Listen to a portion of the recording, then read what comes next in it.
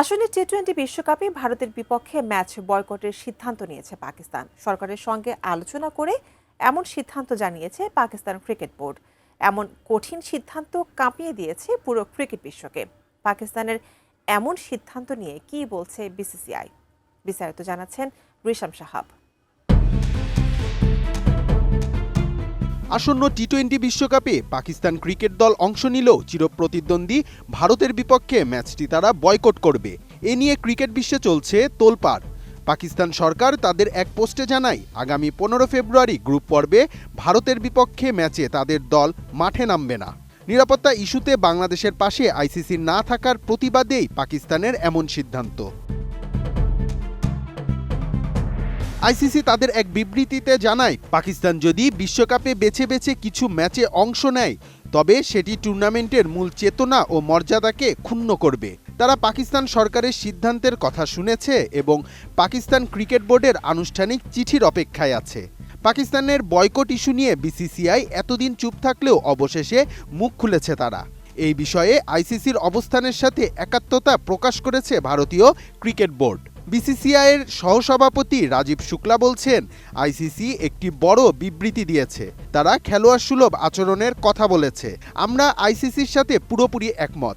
আইসিসির সঙ্গে কথা না হওয়া পর্যন্ত বিসিসিআই এ বিষয়ে কোনো মন্তব্য করবে না। ফিনিশ আসলে একটা জিনিস, সস্তায় বস্তাপতা জিনিস, স্পার্টা চিনে ফিনিশ। आईसीसी का स्टेटमेंट आया है जिसमें उन्होंने खेल भावना को लेकर कहा है, तो हम पूरी तरह आईसीसी से सहमत हैं। और लेकिन हम बीसीसीआई इस पर भी कोई टिप्पणी नहीं करेगी जब तक आईसीसी से हमारी बातचीत ना हो जाए।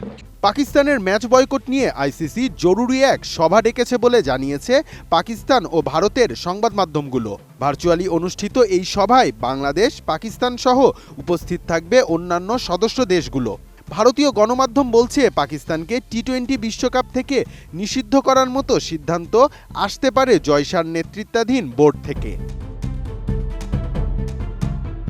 পাকিস্তানের সংবাদ মাধ্যম জিও সুপার বলছে, এই মিটিংয়ে পাকিস্তানের বিরুদ্ধে শাস্তিমূলক ব্যবস্থা নেওয়ার বিষয়টি নিয়ে আলোচনা হবে। জিও সুপারের প্রতিবেদন অনুযায়ী সম্ভাব্য শাস্তির মধ্যে রয়েছে বড় অঙ্কের আর্থিক জরিমানা এবং ভবিষ্যতে আইসিসির টুর্নামেন্টে নিষেধাজ্ঞার সম্ভাবনা। সংবাদ মাধ্যমটি আরও জানিয়েছে, পাকিস্তানের সঙ্গে অন্যান্য শীর্ষ ক্রিকেট খেলুড়ে দেশগুলোর দ্বিপাক্ষিক সিরিজ সীমিত করা এবং পাকিস্তান সুপার লিগে বিদেশি খেলোয়াড়দের অংশগ্রহণে বিধিনিষেধ আরোপের মতো শাস্তিমূলক ব্যবস্থাও নিতে পারে আইসিসি। পাশাপাশি ভারতের বিপক্ষে ম্যাচ বয়কট করার কারণে সম্প্রচারকারী সংস্থা ও অন্যান্য বাণিজ্যিক অংশীদারদের যে ক্ষতি হবে তার জন্য পিসিবিকে দায়ী করে তাদের কাছ থেকে ক্ষতিপূরণও চাওয়া হতে পারে। নিরাপত্তার শঙ্কায় বাংলাদেশ ভারতে ম্যাচ না খেলার যে অনুরোধ জানিয়েছিল আইসিসি, সেই অনুরোধ প্রত্যাখ্যান করে বিশ্বকাপে স্কটল্যান্ডকে অন্তর্ভুক্ত করে।